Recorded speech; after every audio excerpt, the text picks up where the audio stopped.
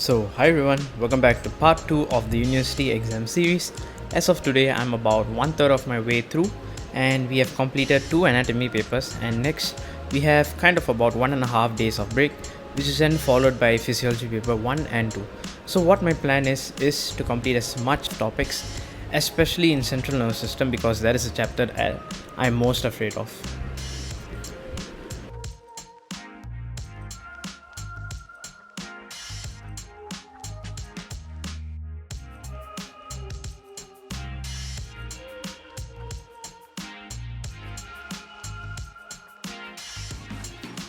The next day.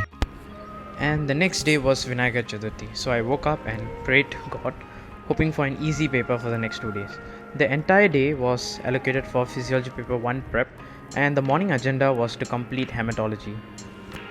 Alright, so we just finished hematology, and my next plan is before lunch, just we need to try to somehow complete nerve and muscle physiology and GID.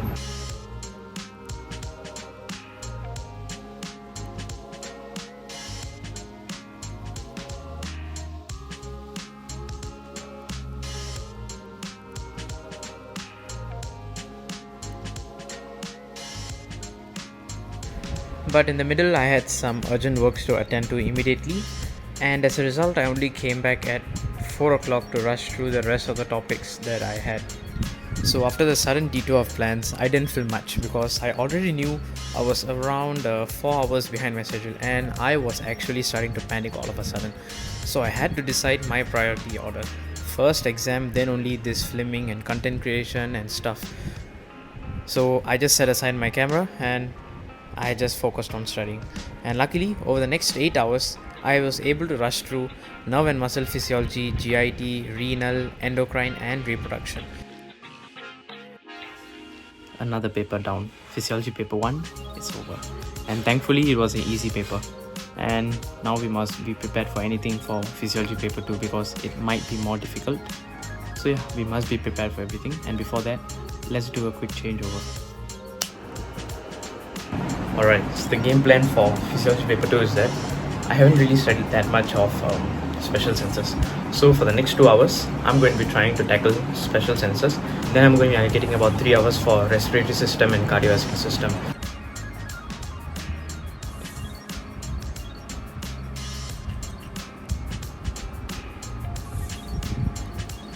So special senses took definitely longer than I thought. It's about 9 o'clock right now, and we have to rush through CVS and RS. Let's go.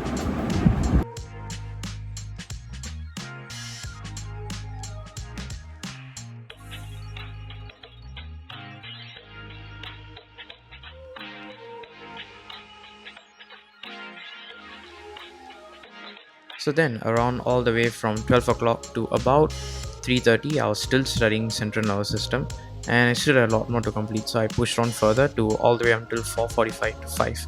And guess what? The funny thing is that none of the question actually came from CNS, and you guys see it later. The next day.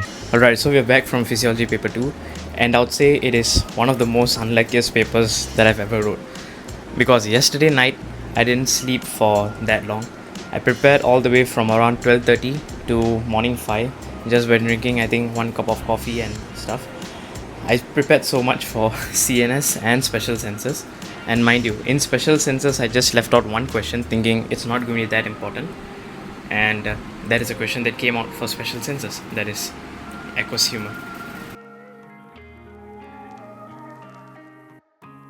And the comedy is that not only for special senses but for CVS also, exactly those chapters I left as pending was the one that came out, especially regulation of cerebral blood flow and triple response. I mean, like, how lucky must I be, right?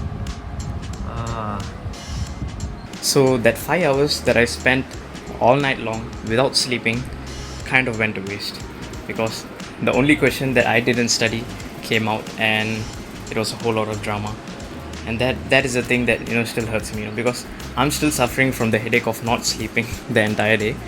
I slept when I came in the evening, but still it's a whole lot of trauma not sleeping a whole night.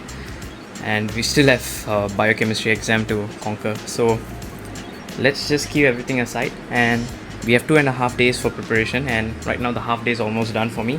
So 2 more days for biochem preparation, and let's try to ace this as much as possible. So what is our game plan going to be? So I'm going to be trying to target to complete as much as genetics as possible. It's about 11 o'clock right now, and I'm probably aiming to stay up until 2 o'clock. So in these 3 hours, I'm trying to complete as much genetics as possible because it is one heck of a chapter that I kind of hate. So we can finish that first, and hopefully the rest of the revision can be a bit smoother. So let's go. And MLH protein complexes in eukaryote. MSH and MLH protein complexes recognize this The next day. Right, so the time now is around 11:40ish, and yes, we have completed like comfortably half of the molecular genetics, and we only have like chapters like PCR, recombinant DNA technology, and lacopron that is left. So right now I'm just going to be taking a small break from genetics chapter and move on to the other minor chapters such as xenobiotics, cancer chemistry, and protein metabolism, and so on and so forth. So let's do it. And slowly towards the evening, I was starting to lose my motivation to study biochemistry. And I just want to show you guys what I usually do when I lose motivation, and that is watching Karma Medics study along with me videos, because honestly it is really motivating at times, and this has been the person who has motivated to kind of join medicine. He has been one of the reasons, and yeah, and I really like his study with me videos. And not being too nerdy or anything, but there's actually these neurons in the brain called mirror neurons which get activated when you watch someone else do a thing. So when you watch other people study, you also get motivated to study in a sense. So it really helps me. So just one more paper and we are done with it, guys. We are almost there. So we just came back from biochemistry paper 1, and what are my comments is that it is definitely not an easy paper, and at the same time, if you actually look deep enough, it is not a paper that is that hard. Let me just show you, because most of it was just playing with your mind actually. So if you take a look at the nature of the questions that we were asked in the last 4 paper for anatomy and physiology, all the questions were short and sweet, like.